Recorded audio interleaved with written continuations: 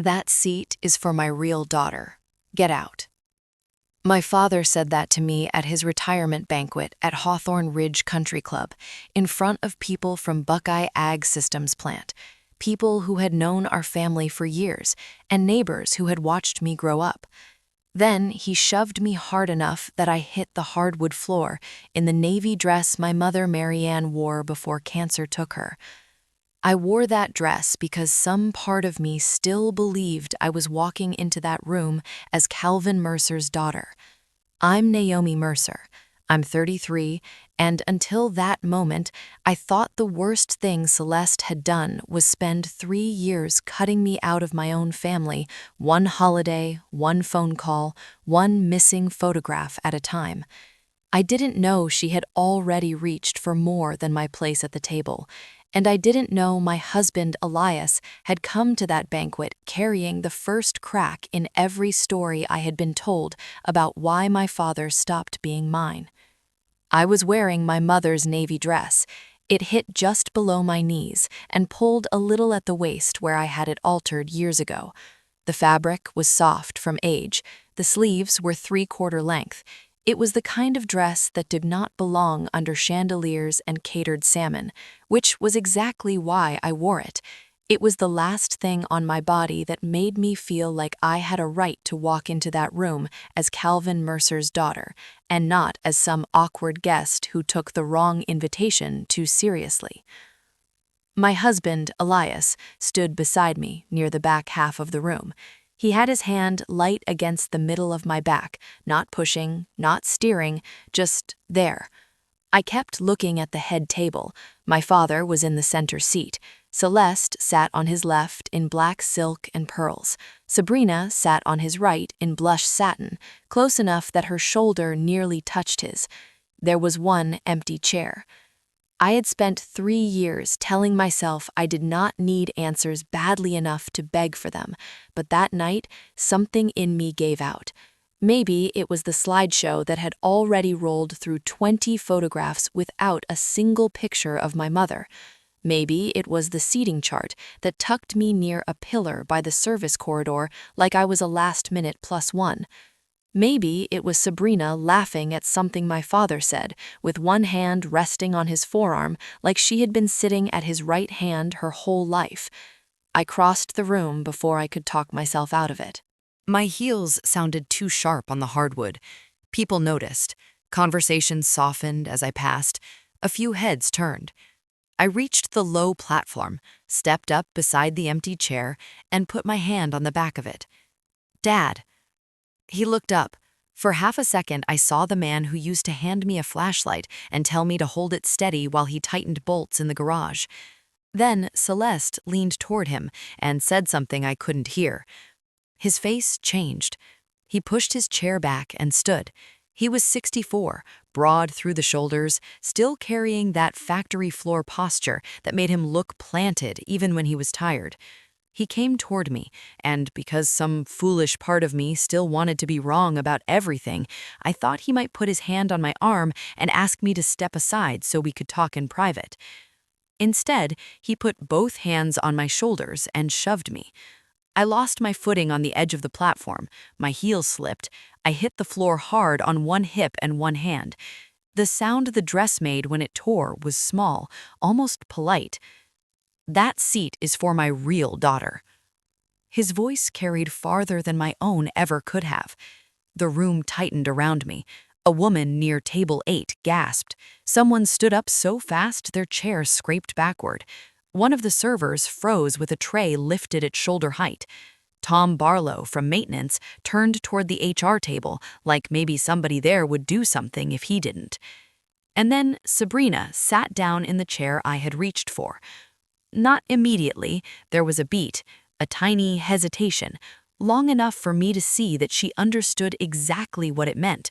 Then she smoothed her dress and took the seat. I was still on the floor, staring at the hem of my mother's dress split open across the seam when Elias got to me. He crouched, offered me his hand, and when I took it, he pulled me up in one clean motion. His eyes dropped to the torn fabric. His jaw worked once. That was all. If that had been the whole story, I would have left. I know that.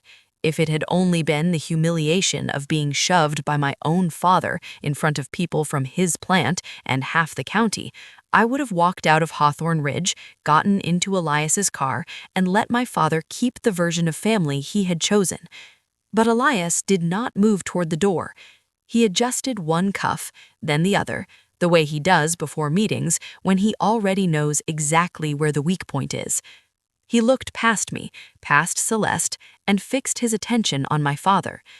That was the first moment I understood I was not the only one who had come to that room carrying more than I had said out loud. I should explain how we got there. My father was not always a man who could look straight at me and tell a room full of people I was not his real daughter. He had spent most of my childhood teaching me how things held together. He was a production foreman at Buckeye Ag Systems plant in Delaware County, the kind of man who noticed hairline cracks in concrete and called them problems before anyone else could see them. My mother, Mary Ann, worked overnights in the emergency department at Memorial Regional. She came home smelling like hand soap and stale coffee and still somehow made our kitchen feel warm. When she got sick in 2010, I was 19 and in my first year at Purdue. When she died the following May, my father did what men like him do when something destroys them in a way they cannot name. He kept moving. He kept working. He kept paying bills. He kept the house standing. For a while, I thought that meant he was surviving. What it really meant was that he left the door open for someone who knew how to rearrange a life without ever admitting she was taking it apart. By the time I was back in Columbus full-time, working bridge inspections and trying to build a career that made sense to me, the changes in my father's house had started to stack up. The oak table he built when I was a child moved to the garage because Celeste wanted a brighter kitchen. My chair disappeared. My mother's recipe box vanished from the counter. The black-eyed Susans by the porch got replaced with decorative grasses. The family photos shifted one wall at a time until my mother was no longer in the rooms where anyone had to see her. Then came December of 2022, a storm delay in Kentucky, a Christmas Eve I couldn't make, and a silence that should never have lasted 3 years. By August of 2025, Elias was the one taking a call from a woman named Denise Calder at my father's company. A few days after that, an invitation to Calvin Mercer's retirement banquet showed up in my inbox from the event office instead of my family. The night before the banquet, I sat at our kitchen island in Columbus with that email open on my laptop, and Elias stood across from me with both hands braced on the counter. "You need to go." I looked up at him. "For what?" His face gave me nothing easy. "To see what's still yours." I stared at him across our kitchen island and wanted to ask what that was supposed to mean, but Elias had already picked up my laptop and closed it. He did not say anything dramatic after that. He just told me what time we needed to leave Columbus the next evening if we wanted to beat traffic on I-270 and get to Hawthorne Ridge before the speeches started. That was the thing about him. He never pushed with extra words once he decided a fact had to be faced. 3 years of silence did not feel like 3 years while I was living inside it. It felt like a series of separate disappointments I kept trying not to line up in my head. Christmas Eve of 2022 was the first voicemail that went nowhere. New Year's Day was the second. Then there was Father's Day in 2023, when I sent a text before church hours because I knew my dad still woke up early even on Sundays, and all I got back was nothing so complete it made me feel foolish for expecting a vibration on my phone. That summer, I mailed him a leather work glove keychain from a county bridge site in Indiana because it looked like something he would have laughed at. In October, I called on his birthday and left a message anyway. The following spring, I drove up to Marysville on a Saturday with a tin of store-bought oatmeal cookies balanced on the passenger seat because I could not bring myself to show up empty-handed. Celeste opened the door before I reached the porch. Calvin is resting. He's 63, not 98. Her smile never changed. He's had a hard week. I stood there long enough to hear a football game somewhere deeper in the house. Can he decide that himself? He already did. There was no scene after that, no shouting, just a door closing with a firmness that was somehow worse than a slam. I did not stop loving my father. I stopped humiliating myself in front of a woman who always answered the door like she had already won something. By Christmas of 2023, I realized I hadn't gotten one of the printed holiday cards Celeste used to send around town with posed family photos and neat little script on the back. The absence should have been small. It wasn't. It was a message in cardstock form, and I understood it perfectly. Thanksgiving of 2024 hurt in a different way. I was on my couch in Columbus, half watching the Lions game, when a woman from my father's church posted a photo album on Facebook. There they were, in my childhood kitchen, the one with the window over the sink where my mother used to line up herbs in old jelly jars. Celeste stood at the island in a cashmere sweater. Sabrina leaned against the counter with a glass of wine. My father was carving turkey at the stove. The caption under one photo said only one word: family. By Father's Day of 2024, Sabrina had posted a picture of herself with my father out by the grill in the backyard. I knew that grill. I knew the exact patch of cracked concrete under it. I had stood in that spot 100 times holding a plate while he flipped burgers with one hand and pointed at things with the other. In her picture, his arm was around her shoulder, like it had always belonged there. When his birthday came around in 2025, I left a longer voicemail than usual. I kept my voice steady. I told him I hoped the new year of his life was kinder than the last one. I told him I still had the socket set he gave me when I passed my PE exam. I told him I loved him. I hung up and sat in my car in the parking garage under my office for a full 5 minutes before I let myself cry. June saw more than she ever said outright. She always had. A month before the retirement dinner, she called me from the Kroger parking lot in Dublin, because that was where she made half her phone calls, engine running, seatbelt still on. Still hearing nothing? Nothing. A pause. Your father didn't used to disappear inside other people's voices. I leaned against my desk and looked out over High Street. What does that mean? It means every time I call that house, she answers. Every question I ask him gets answered by her before he opens his mouth. It means your mother's dishes are gone, and your father thinks that happened naturally. Did you say that to him? More than once. And he told me families change. June exhaled hard through her nose. Families do change. They're not supposed to get rewritten. Elias met Denise Calder 2 weeks before the banquet at a coffee shop off Polaris Parkway, and all I knew at the time was that he came home quieter than usual. Not worried exactly, focused. He asked me strange practical questions while I was unloading groceries. Does your dad ever use personal email for official stuff? Not unless hell froze over and somebody walked him through it. Would he let Celeste set up his phone? He lets Celeste set up everything. He stood there with a bag of oranges in one hand. Has she ever talked about his retirement package around you? I looked up. She says things like everything is handled. Why? He set the oranges down without answering directly. Because people who say that a lot usually want credit for handling more than one thing. That should have scared me more than it did. Instead, it gave shape to a feeling I had been carrying without language. Celeste did not just manage logistics, she managed interpretation. She decided what things meant before anyone else got a chance. At Hawthorne Ridge, the first sign that she had extended that habit into public space was the seating chart. I scanned the head table once, then twice, then ran my finger down every nearby table before I found Naomi Mercer and Elias Mercer printed on a card tucked into table 17, near a support column and 10 feet from the service doors. No place cards with our names waited there, just 2 folded napkins, 2 water glasses and a centerpiece with 1 bent white rose. Elias pulled out my chair. "You don't have to stay." I sat because leaving from that seat would have made their arrangement look justified. From table 17, I could see the whole design of the room.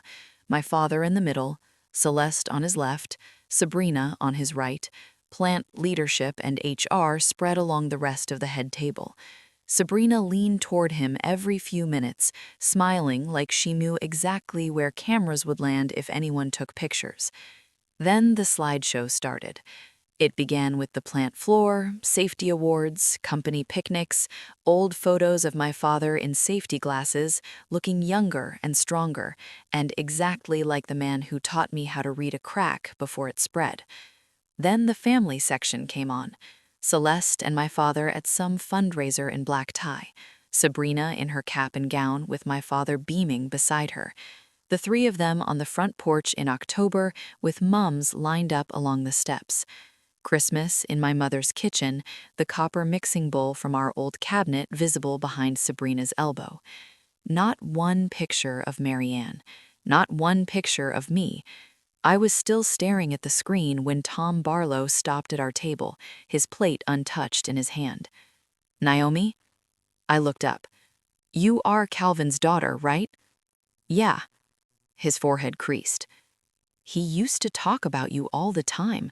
When you got your engineering license, when you moved into bridge work, he had your graduation photo taped up in the locker room for a while." Something inside me went strangely blank.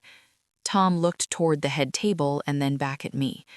I thought maybe I had this wrong. "You don't." He nodded once and moved on, leaving me with a problem bigger than grief. Men do not pin up photos of daughters they plan to erase from memory. Men do not brag for years and then forget by accident. June appeared at my shoulder a minute later. She did not sit down. "If you want answers, don't stay at the table they picked for you." She squeezed my hand once and kept moving. I looked at the head table again, at Sabrina laughing in my place, at Celeste sitting in my mother's kitchen on that screen, at my father under a slideshow that had cut me clean out of his life. Then I stood up. I kept my hand on the back of the empty chair for 1 second longer than I should have, mostly because if I let go too fast, it would have looked like I was the one trespassing. My father looked up at me with the kind of expression people wear when they think they already know the truth and resent you for trying to complicate it.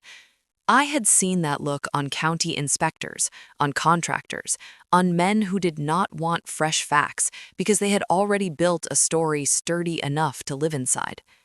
3 years had thinned me out in ways I did not always admit, but they had not taken my voice. "It's been 3 years." The room around us held still. "I just want to talk to you."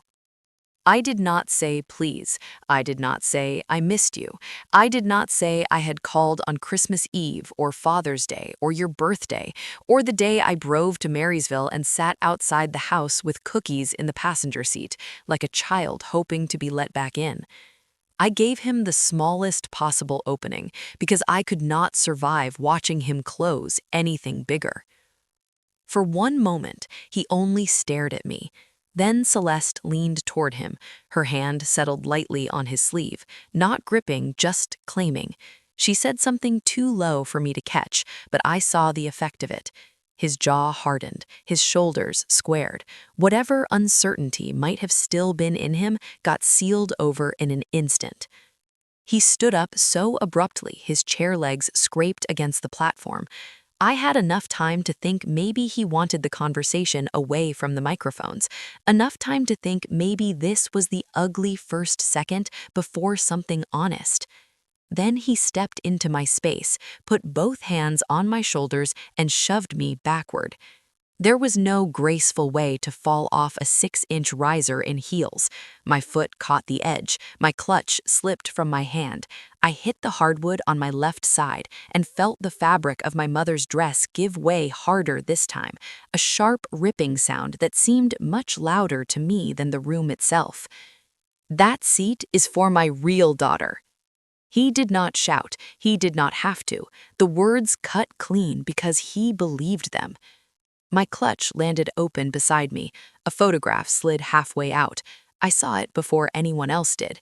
Me, at maybe 8 years old, a yellow hard hat too big for my head, sitting on Calvin's shoulders at a job site while he laughed up at me. He had one hand on my calf, like he was making sure I stayed steady. That man had lifted me high enough to see over chain link fencing. This one had just pushed me to the floor. Somewhere to my right, a woman gasped.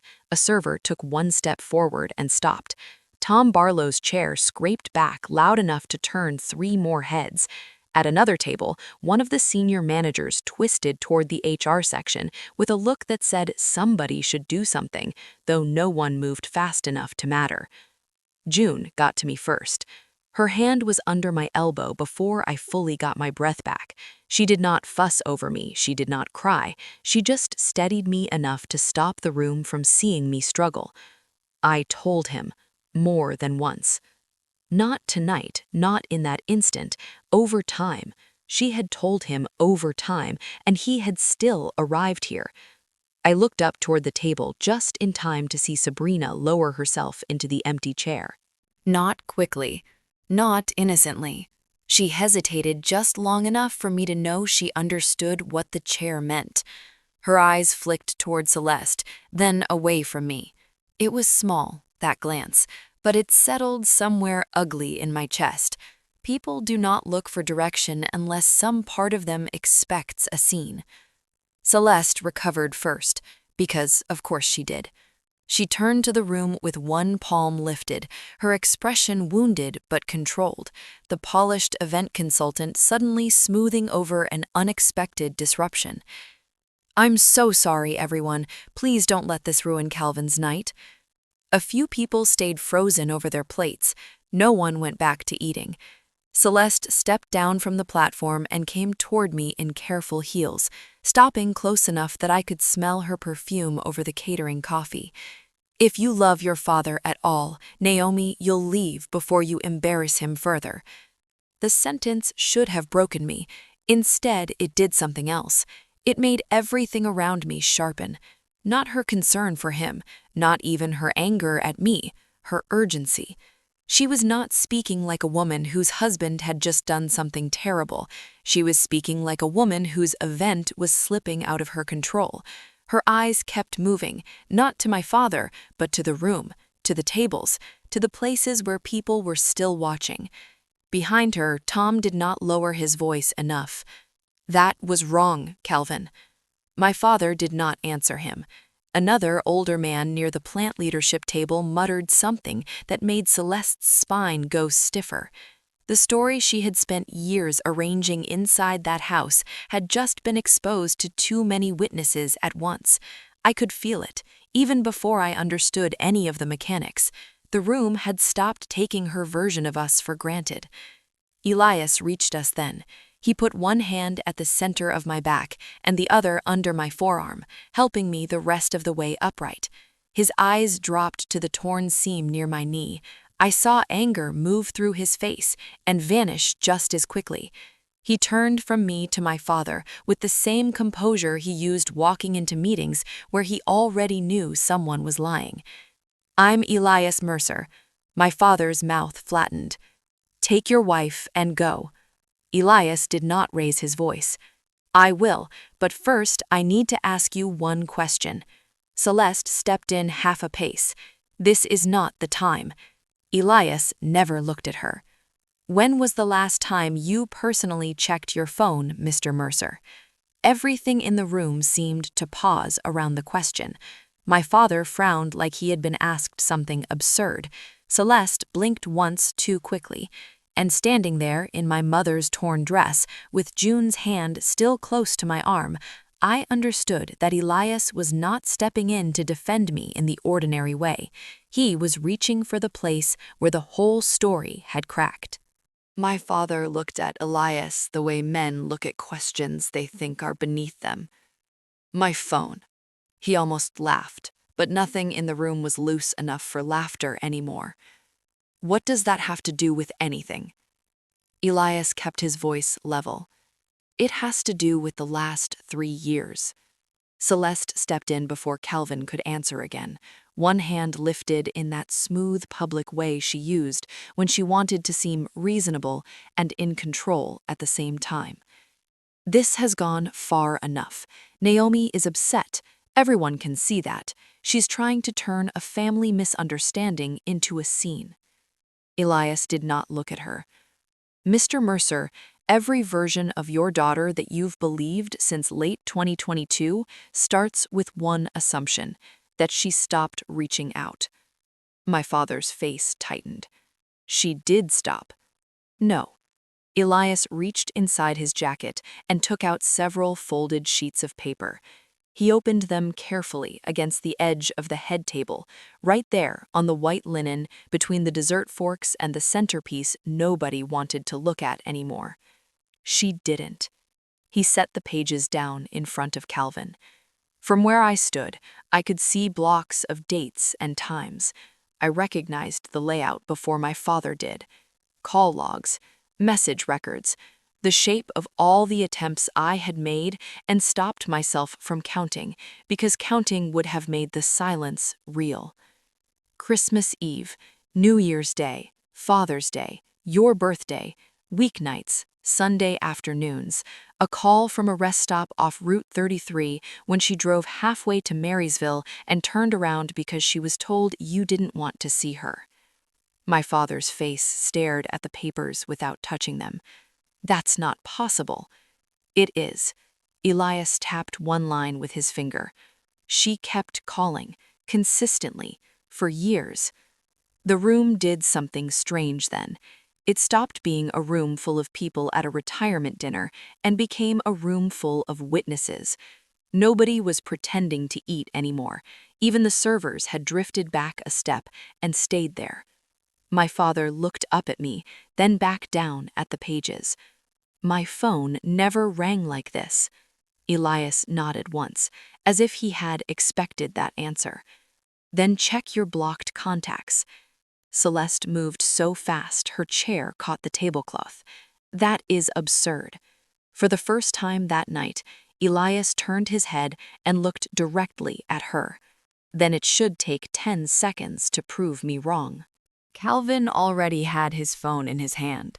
He was not good with it. He never had been. He held it too low, then too close, his thumb clumsy over the screen. I watched him fumble through settings with the stubborn concentration of a man who hated needing help and knew everyone in that room could see it. Then he went still. He did not say anything for a moment. His shoulders just changed. The number on the screen was mine. I knew it before he lifted his eyes. That's her number. His voice came out rough and smaller than it had any right to. Yes.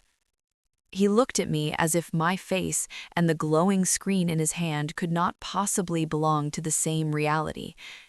She called me. The cold that moved through me then was not victory. It was something flatter and sadder than that. Those records on the table were not proof in the abstract. They were Christmas Eve in a hotel room outside Lexington. They were my voice in a parking garage under my office building. They were all the times I let the phone ring because I still believed another try might matter. Celeste's expression did not collapse. It narrowed. She was spiraling, Calvin. Every time she called, you got upset. You couldn't sleep. You'd spend days dragging yourself back into old grief. She's my daughter. And I was protecting you. There it was. Not a confession, not exactly. The shape of one. From what? Celeste's chin lifted a fraction. From stress. From chaos. From someone who only ever showed up when she needed to feel like the center of the room again. I almost answered. June's fingers closed lightly around my forearm and stopped me. Not because she wanted me silent, because she wanted the truth to come from somewhere Celeste could not dismiss as my emotion. That somewhere stood up from a table near the HR section. Denise Calder smoothed one hand over the front of her jacket and walked toward us with the calm of someone who had already decided what line she was willing to cross and why. "I think I need to clarify something." Celeste turned toward her, startled now in a way that reached her eyes. "This is a private family matter." Denise stopped at the edge of the platform. It stopped being private when retirement paperwork came in with irregularities attached to it. Marlene Pierce from HR had risen halfway from her chair behind Denise and stayed standing, watching but not interrupting. Denise did not raise her voice. She did not need to. "I manage benefits administration for Buckeye Ag Systems. Mr. Mercer has always handled important paperwork directly. He signs in person, he asks questions. He does not send late-stage retirement updates through a personal email account." Calvin blinked at her. "What updates?" Elias set a manila envelope beside the call logs. "Those." He pulled out 2 more documents and laid them side by side. The paper on the left looked older, handled, copied from a file more than once. The paper on the right was newer, cleaner, sharper at the edges. Even from where I stood, I could tell the sections had been changed, names shifted, portions redirected. The details blurred together for me for a second, because what mattered first was not the money, it was the direction of intent. I could feel it before I fully read it. Someone had tried to redirect parts of my father's employer-sponsored benefits and the arrangements tied to his existing family planning away from the life he had before Celeste and toward the version she had built around him. Calvin picked up the newer form. His hands were shaking now, just enough to make the paper whisper. "That's not my signature." No one answered him immediately. He looked again, closer this time. "The M is wrong. I don't sign the M like that." Denise drew one breath. "There was another irregular submission last year tied to a life insurance update, not enough at the time to establish a pattern. This one was different." Sabrina went pale so quickly it changed the whole shape of her face. Celeste turned on Denise first. "You had no right to bring this here." "I had every right to flag it." Then Elias said the thing that changed the temperature in the room again. "Sabrina's company collapsed last year." He did not look at her when he said it. He kept his eyes on Calvin. "Your update redirected a significant portion of employer-sponsored benefits in a direction that would help her." Sabrina stood up too fast. "I didn't know about any signature." I looked at her then, really looked. "Did you know I kept calling?" Her mouth opened and stayed open. "Did you know I didn't just walk away?" She said nothing. That was answer enough. June stepped beside me. "This didn't start with paperwork, Calvin. It started when Marianne's photograph left the living room. It started when Naomi's chair disappeared. It started when holidays stopped including her and every question anybody asked you got answered by your wife." My father still had my blocked number on his phone, the altered document in one hand, and my mother's torn dress right in front of him. He looked from June to me, then down at the split seam near my knee, and something in his face finally gave way. Across the table, Celeste stood very straight, but the room had already stopped arranging itself around her. Tom Barlow was no longer looking at her like she ran the evening. Marlene was speaking quietly to Denise. Nobody at the head table was touching their dinner. Everything that mattered was already on the table. The only thing left was what my father would do with it. The room did not get louder after that. It got strangely still, like everyone in it understood that whatever happened next would matter more than the papers on the table. My father stepped down from the platform. That was the first thing he did right all night. He came off the raised floor where they had been honoring him and stopped in front of me on the same hardwood he had knocked me onto minutes earlier. He looked older standing there than he had under the lights at the head table. Not weaker, just stripped down to something he could not hide behind anymore. His eyes dropped to the torn hem of my mother's dress. "I pushed you." I did not answer. He had to say the whole thing. I pushed my daughter to the floor. The room stayed silent. He swallowed once, hard. I believed something because it was easier than asking why none of it made sense. I let Celeste answer for me. I let her tell me what to think when I should have been paying attention. I let Marianne disappear from that house one piece at a time. I let you disappear with her. June stood a few feet to my left. Elias was just behind me, close enough to study me if I needed it, far enough not to take over what belonged to me. My father kept going. I told myself you had moved on, that you had your own life, that if you wanted me in it, you would make that clear. But you did make it clear. I just chose not to see it. He looked down at the phone still in his hand. I let a lie sit where my own judgment should have been, and tonight I put my hands on you in front of everyone I've worked with for most of my life. His voice thinned on the next words. I am sorry, Naomi. It was the first honest thing I had heard from him in 3 years. My throat burned, but I kept my voice steady. I hear you. That was all I gave him at first. He nodded once like he knew he had not earned more. I'm not asking you to pretend this didn't happen. Good. I looked at him, really looked at him, and for the first time that night, I saw a man who understood the difference between shame and consequence. I believe that apology is real, but that doesn't mean trust comes back because you said the right words in the right room. He nodded again. I know. No, Dad, I need you to know it for real. Accepting an apology is not the same thing as handing you everything back. My father closed his eyes for 1 second, then opened them. I know. Behind him, Celeste had not moved from her place near the table. She was standing very straight, one hand around the strap of her bag, as if posture alone could keep the evening from breaking the rest of the way. Calvin turned to her. You need to go home. Her face changed just a little. This is my home, too. No. He said it quietly. This conversation is done for tonight. The next one happens with lawyers involved. It was not dramatic. No one yelled, no one clapped, which was exactly why it landed. Public humiliation started the night. Public refusal ended her control over it. Sabrina was still standing beside the chair she had taken from me. She looked younger suddenly, not in a soft way, but in the way adults do when the story they've been telling themselves stops working. I didn't know about the signature. I turned to her. Did you know I kept calling? She looked at the floor. Did you know I didn't just walk away? Her silence was 3 seconds at most, but it told the truth more cleanly than any explanation she might have tried. I wanted him to be my dad too.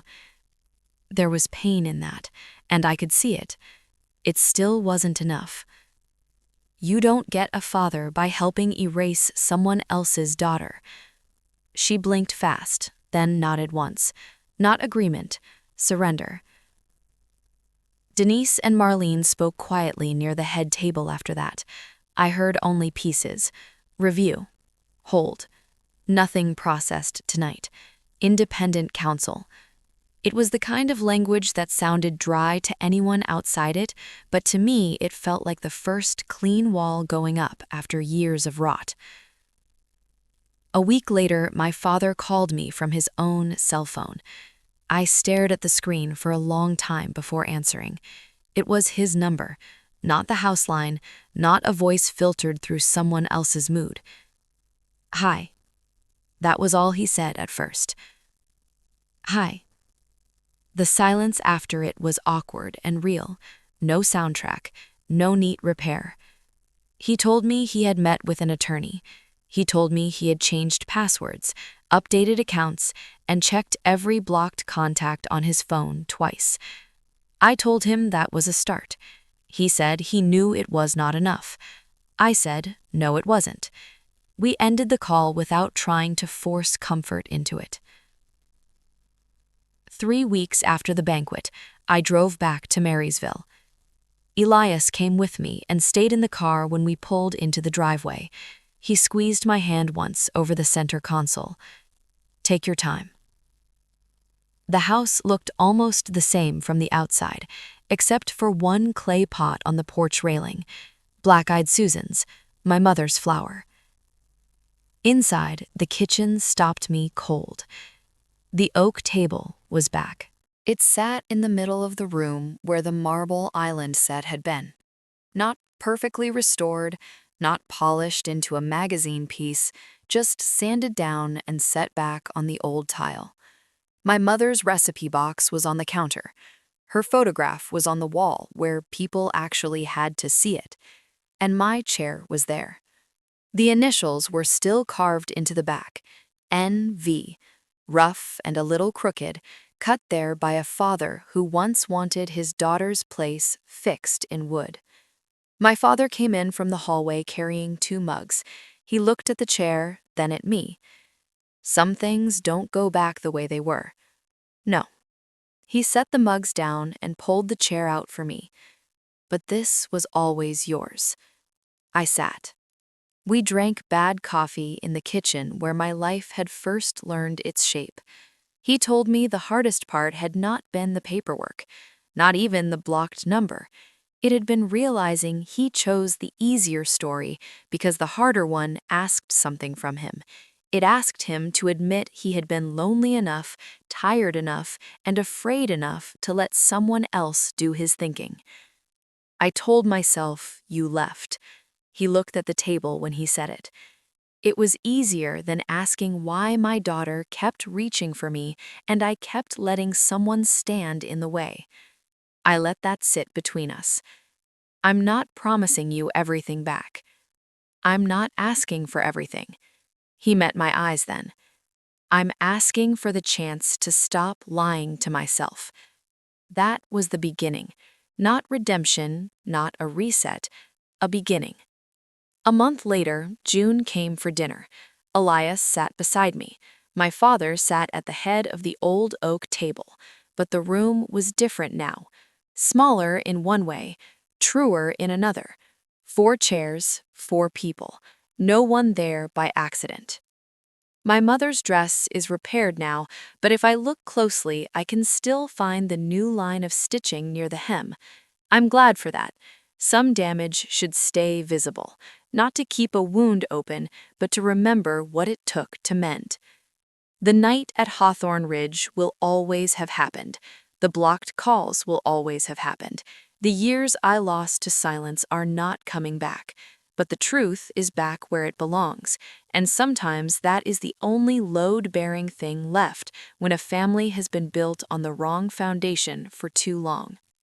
If you've ever had to set a boundary with family just to keep your place in your own life, what boundary changed everything for you?